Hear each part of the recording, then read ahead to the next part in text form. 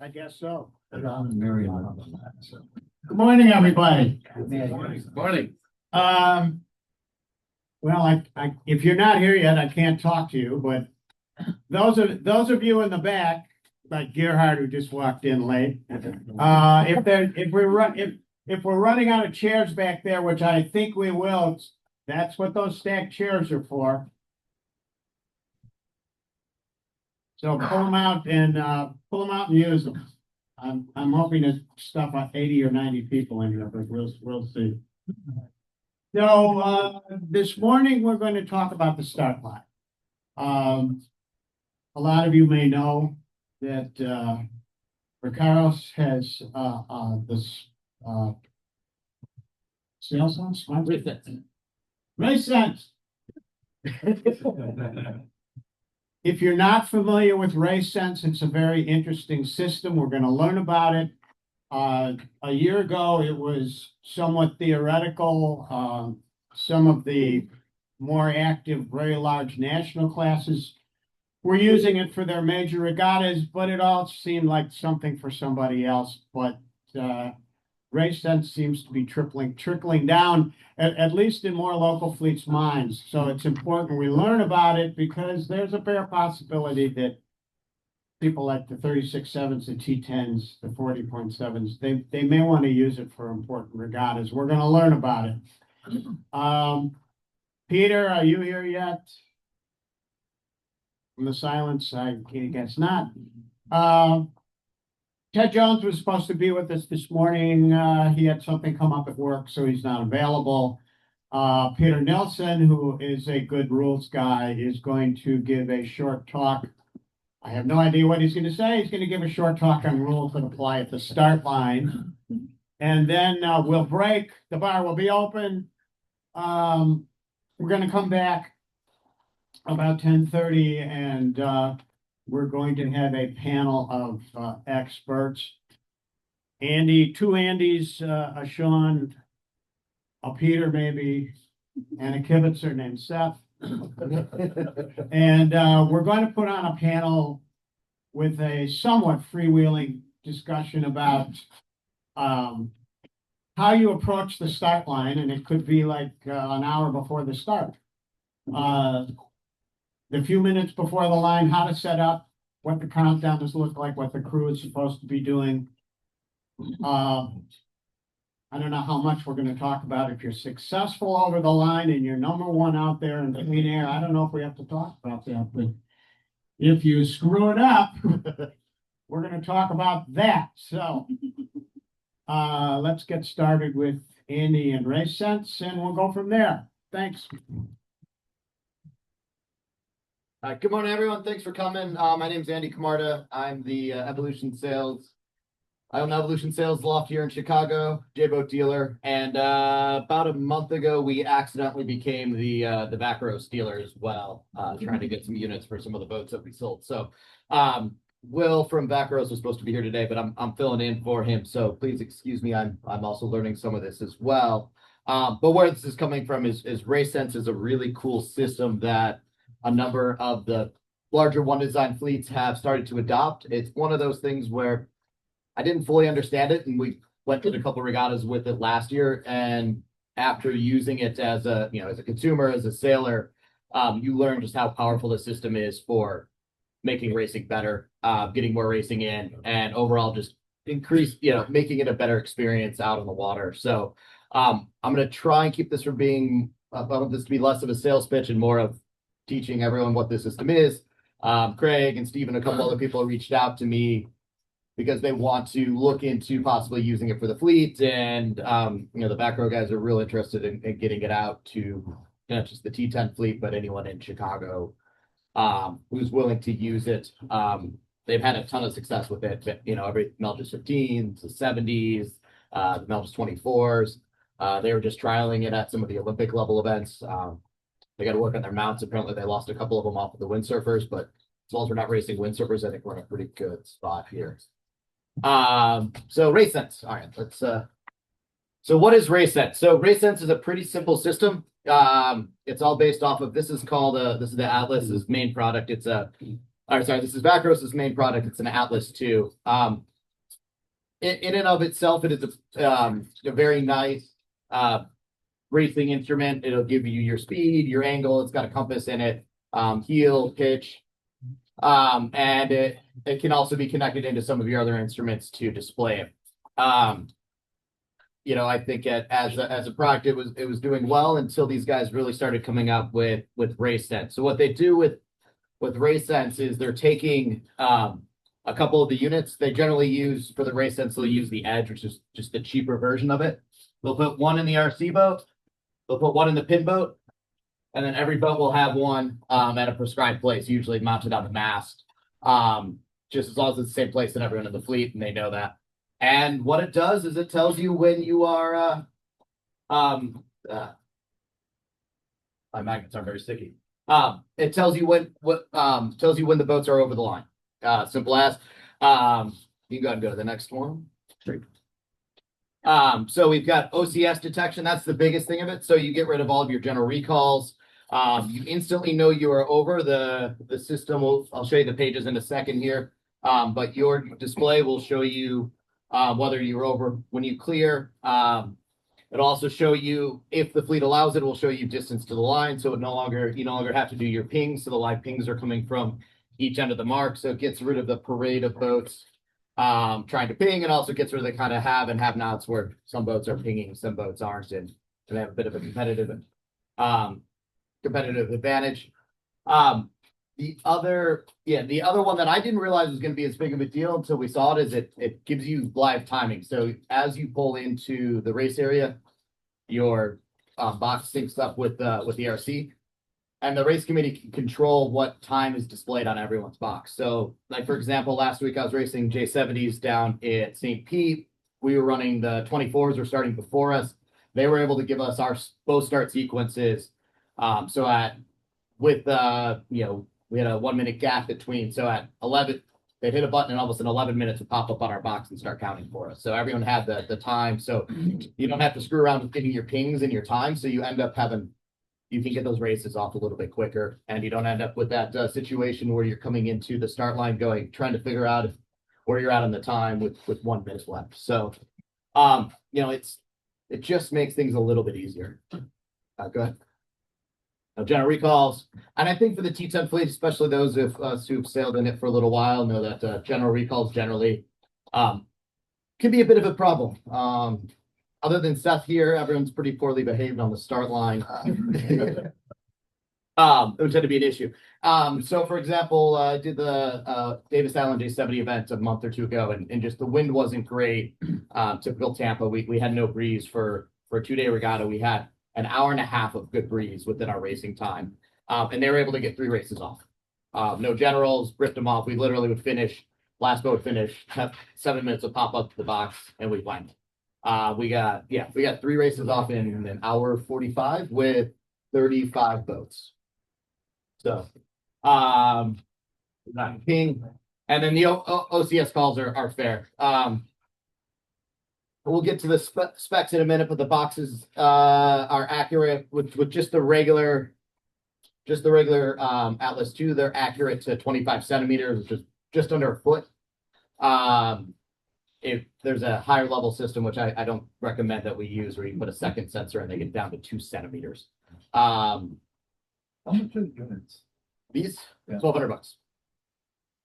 And then there's a $150 subscription if you're doing the race sense. Boat? Sorry? Per boat? Yeah. Or per account. You can do multiple boats on one account. But, so if you're traveling, you can use the same system, same unit. I have no idea what any of this means, but this is just Will was here, he can explain it to you. A lot of what this is saying, though, is it's a pretty accurate unit, and I found, compared to, if anyone's used any of the Velocitech stuff or the Tactic stuff, this is just as accurate, if not more accurate than that, from a GPS standpoint. If you don't know, I'll ask a question. So Thanks, Darren. No, when you say it's within a foot or within, whatever centimeters, is that going to be per unit, or is that going to be everybody who's got the thing on that race line? It's going to be plus or minus the same amount. So could there be a variation between how my unit reads I am versus the guy right next to me? They're gonna read the same. The biggest thing is the refresh rate versus the speed the boat's going, from what I understand. So this is my Right. technical department, but a lot of it is if the boat's moving and sliding and turning, then that's where the Yeah. minimum accuracy comes within. But Right. you know, in my opinion, though, you look at a start line with someone calling it by their eye. I don't think they're much more accurate than a Right. foot, and especially when you start getting into a larger fleet. You get 20, 30 T10s on the line that all with white bows, except for the one idiot with the shark on the front. You're 3 boats in, and no one can tell if you're over, right? Or who was over. You get buried, and that's how we get general. So, Right. yeah, I think it's still more accurate than just visual. If this is set at the mast, do they take into consideration length of boat? Yeah. So when you set up the instrument, you actually tell them what kind of instrument. And then when you do a one design event, what they've been doing is you bring it into RC and they'll scan it pops up a QR code that identifies it. They scan it and it verifies that the boat is registered correctly and that it has the right boat. If you're not using it as a starting thing, you can also set the mast offset so that it knows exactly where it is, depending on how you want it. Amy, do you have a question too? Well, it was the same question. Oh, okay. How do you know the offset from the bow to the other? So I'm Yeah. just typing in what you said, just in case. Cool. All right, you can go to the next one. Right. So this is, we'll skip this one for now. This is the higher level. If you put, so basically this is a secondary sensor you can put in the back of the boat that gets it. And that fixes a lot of the sensor error just because now it's got 2 points to triangulate off of. None of the fleets that I've raced in use that. I think they're really only using that on the really fast boats like the L32s and then at the Olympic classes. Let me go to the next one. Cool. So this is the UX. This is what it shows. But pretty straightforward. As soon as you pull into the area, it shows you that you've joined the race. Sense confirms that you're there. And then when a new race starts, the box just starts flashing, say new start, time will pop up. OCS call pretty easy. And then if you start clear, it says clear. So it's very obvious. So no check-in either. No check-in and actually no finish either. Right. So if as long as you've got the race committee puts the sensor on whatever mark they're using for the finish, it can take finishes as well. So it takes a lot of the burden off the RC. You replace a couple volunteers with one person with a tablet who can pretty much run the majority of the race. The other cool thing we'll get into in a second is you can actually live stream the races then too. So the OCS, does that absolve the race committee from calling you out? They still, like at the regattas, yes, they don't have to call. There's no radio calls. And instantly. By the time you normally would have gotten your radio call, if you're on it, you will been back and restarted. One of the first races I did, the VX1 big wind shift came through and let's say a third of the fleet was over. Everyone was cleared within 30 seconds. It was pretty funny because everyone at the boat just kind of, one of those things where the whole pack went a little early. 15 boats turned around and restarted in unison at the start. There was no way that race would have been a standard recall. The race committee has to have this on their boat as well. The race committee has, so I'll show you the RC equipment in a second, but the race committee, they have a tablet to keep track of it all. So just because you have it doesn't mean. What was that? Just because you might have it on your boat doesn't mean that the race committee Right. Yes. has made that investment. The race committee is either going to run it or they're not. Right. Right. So for all that functionality, the race committee has to have it. We've had the Atlas now for a few years, and even without that, it's awesome. But this just brings it to them. Yeah, you can still ping and do everything without the. Obviously, it can't officially call you over or not over, but the system does work without it. As a standalone unit, it's pretty nice as well. Oh, sorry, that was me. Cool. And actually, this kind of answered the question of where we put it, the bow offset. So, on the T10, the fleet would have to just decide where they want to put it. Every class I've sailed on, goes to the base of the mast. Pretty straightforward. All right, go ahead. Next one. Cool. I think we kind of already covered this, but yeah, it's basically everything's connected. Every boat's got to have one. All right. Well, this is actually really cool. You can live. Oh, sorry, Dan. Go. You're If pushing. you don't mind back up 2 slides real quick. Yeah. It looks like it's not only taking offset to the bow, it's taking offset to pretty much every corner of the boat. Because on the left there, it's showing the back of the boat on the first side. Yeah. Yeah. I mean, it knows where it's at on the boat. They've drawn it in there. Okay. I'd have to get one of the technical guys to know it's the whole silhouette of the exactly boat, how not just the they're, distance to the bow. yeah, how they're creating that. But yeah, Thank you. I mean, it creates a boat shaped Yeah. It's silhouette. Got it. silhouette. Yeah, that crosses the It line. also knows you're heading, obviously. Yeah, knows you're heading, knows where you're going. So it gets the only time it gets a little weird is if you like you're slow and going sideways and whatnot. But even that, I think that's when you start to get into the 1 foot variation. When you're going in a straight line at a consistent speed, it's pretty accurate in knowing exactly where you're at. Thank you. The live tracking is actually really cool. I didn't realize how powerful this was going to be until one of the regattas I was at. I get a phone call from someone asking me to come witness a protest.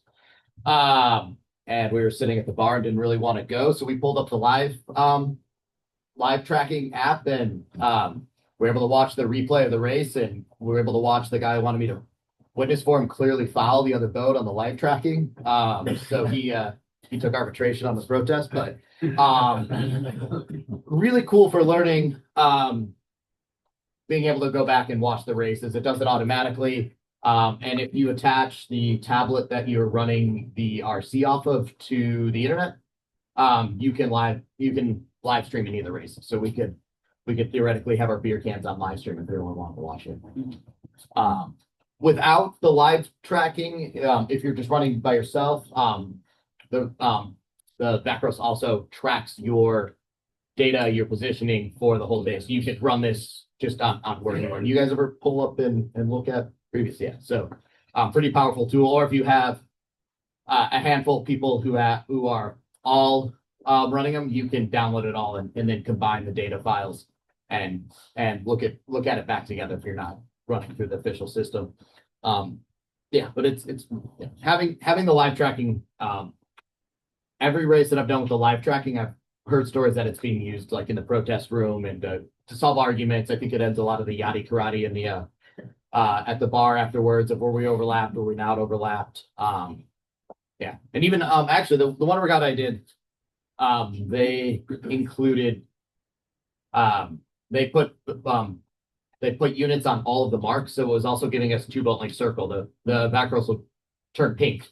But it's quite funny. The boat in front of us was yelling at the 2 boats in front of us having an argument over who had a room and who had not. And I just hear the one guy go, "Your unit's not pink yet." So it becomes kind of a fun tool, but it helps alleviate that question of everyone in T10 thinking they have a Sanskrit 70. I've been stuck outside a race committee room for a long time. The MAC race was an hour and a half, 2 hours. Does this like compress the amount of after race committee time spent? Do you feel? I can't comment from a race committee standpoint. I think I drink too much for them to let me run races, but it will do finish times. It'll do always, and then you're much less likely to have a protest related to an OCS. So I think the 2 of those should reduce the burden on the RC. You mentioned putting it on the marks and then telling when you're inside the 2 boat length circle. Does it also tell whether you got overlap or not? Not directly. Yeah, You no, can look at the live tracking. So it's not going to, the live tracking will give you. I don't think that's Help you figure it out. Yeah. Like the situation. Of course, it's not going to like indicate there you. It's not going to indicate, of course. No. Like, when we look like the situation about the guy was like, oh, he didn't have overlap, and you look at the live tracking at the boat, he said didn't have overlap, was bow out on him. Right, but when you said you're haven't turned pink yet, I thought maybe there's also an indication. Oh no. The pink is it turns pink when your bow hits the 3 boat length. So. Got it. So this is just marketing stuff, but they've been running it basically all the winter regattas. You can kind of just run through the next couple slides because it kind of just goes through that they've been using a bunch of regattas. I mean, pretty much all the winter series are using it. They've done a couple 100 boat regattas for the 15s, all the J70 races, all the floor races, starting with a little bit of silver. I could go one more. So to run for the RC side, you actually only need 2 of the outlets. The edges are the cheaper version. And I've the guys at vakaros said they would give 2 of the edges. So the what you need from vakaros' side, generally to Chicago, we can figure out who gets them and how to use them if we want to try the system. And then you just need a tablet to connect to them. And then if you want to do things like, if you want to, the third one would be if you want to do finish timing. And then if you obviously want to have 2 boat length zones and things like that, you'd have to have one on each mark. The edges, which are the ones that you would generally use to the race committee, they're just a lower level that, one, you can use them on your boat, but they don't have, the line time distance to line functionality. But those are $750 and they've been, I'm usually pretty good at shaking some money out of them to give them to the race committee. Just eliminate that from being a problem. Any tablet, yeah. I don't know why they have a specific. Yeah, you can go on it's a Bluetooth connectivity. Angie, you had said the unit was $1,200. Here it's $2,000 for 3. oh, there's 2 different levels of units. There's the Atlas 2, which is what most people have on their boat. And there's the Edge. We generally use the Edge for the RC boats. It has less functionality from a user, from a sailing standpoint. It doesn't do the line pings. So you could technically use one with race sense, but it won't give you the distance to the line. But for the race committee, they should know where the lines. Yeah.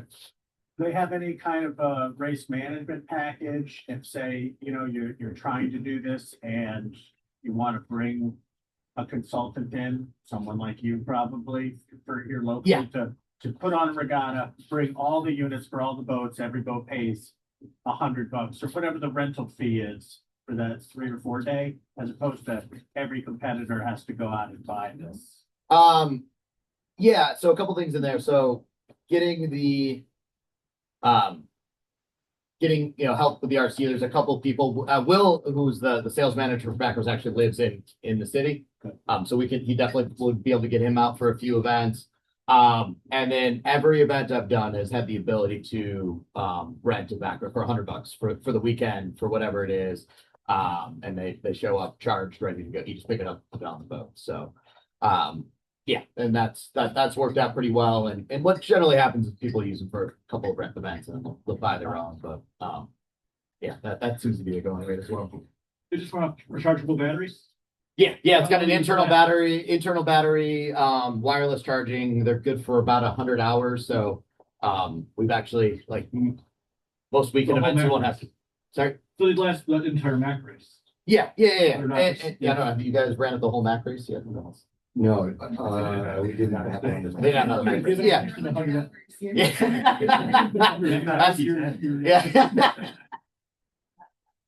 Yeah, I mean, so generally we're doing weekend regattas. We'll charge it before we leave it, and it'll be about 50% when we're done with the event. Look, Erica had it for the Mac race, just for the line.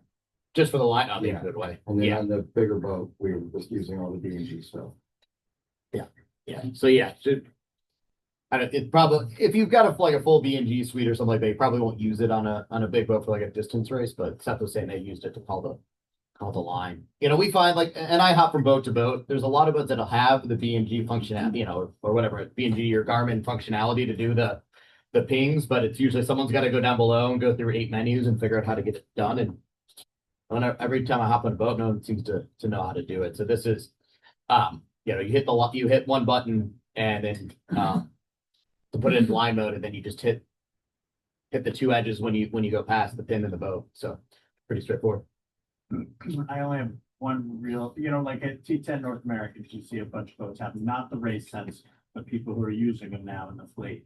And my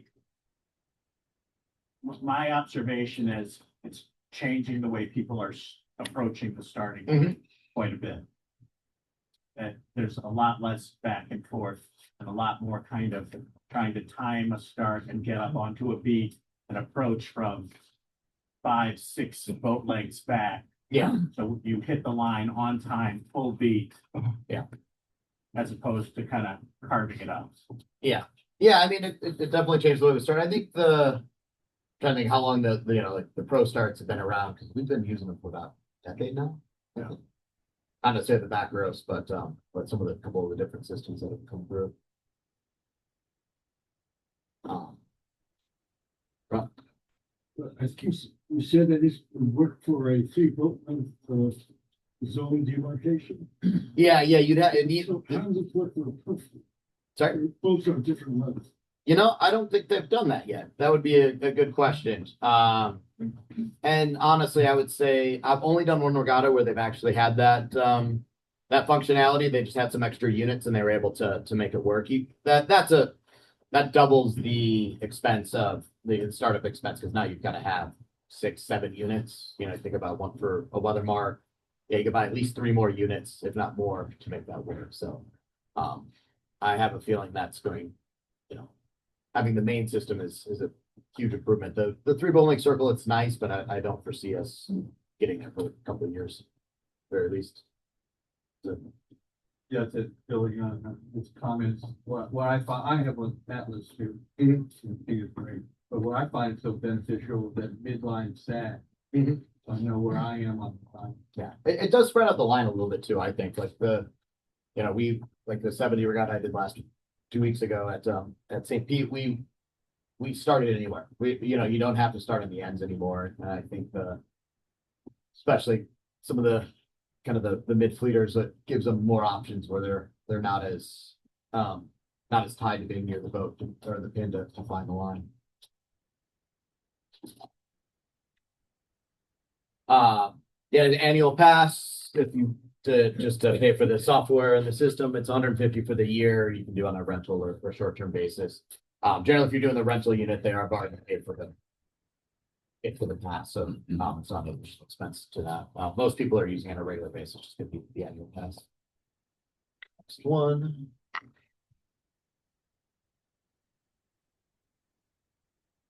I think we've gone over most of this.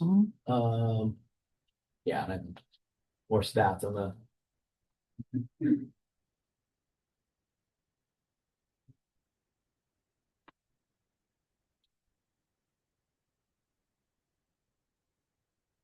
Go back one. Again, I'm not on the technical side. I don't know what all those words mean. But basically it's just how it's correcting your signal yeah. on your unit. Using a known location. And satellites. Yeah, your unit's getting You're the coordinates. Yep. The base station's getting coordinates, but they know the position of the base station. Yep. Compare the coordinates that the base station is getting to the known location, and they send it, the RTCM correction data to your unit, Cool. and that's what makes it not 10 feet Mhm. discrepancy, but the GPS is like 25 centimeters, and then Kudos to Dan for reading it. On the RC boat. Generally, yeah. Although I've done ones where I've actually done I've seen some of the people have been using them where they'll actually send out like mark set bots and they'll do RC from the shore. You don't actually need to send a boat out. We're talking about, I do a lot of sailing up in Bayfield where they generally, because of the racing we're doing, they generally don't have an RC boat. And they're finding that it saves them having to send people out and do marks, they can send out 2 mark set bots and this system, and basically they can start the race from the mark.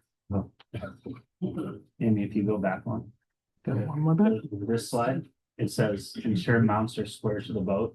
So when people were talking about, they were showing that boat where the stern was over the line. Yeah. So if your mount's not square, it's gonna have that virtual profile of the hull skewed. Mhm.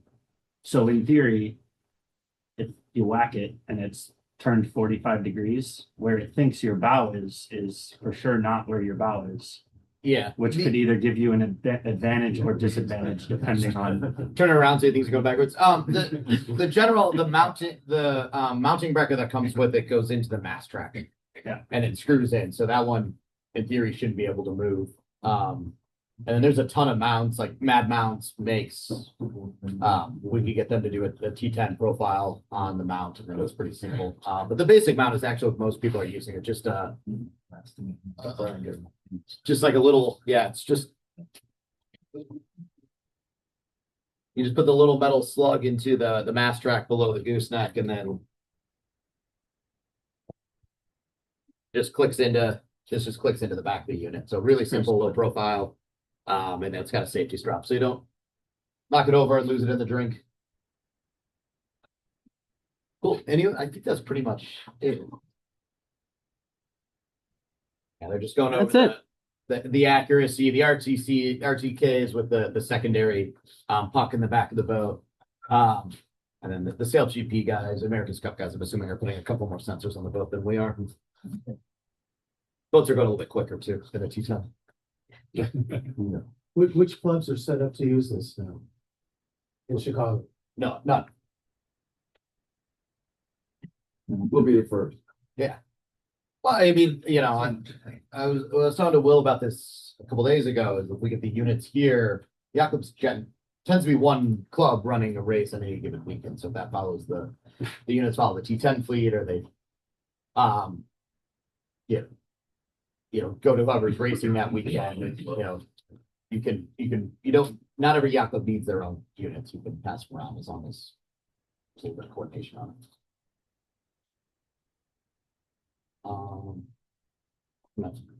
What else do we have? I think that's pretty much That's it. Okay, cool. Yeah, so I think it's kind of up to the fleet to decide as a whole what they want to do. It sounds like the guys at Vakaros are pretty happy to help get it set up and donate some units, but it's one of those things. If you do it, everyone's got to do it. There's no, can't be one boat without it. Right? Creates a bit of that. So, if anyone has any other questions, I'll let Peter get on to the rules, and then I'll come back later. A little more. Awesome.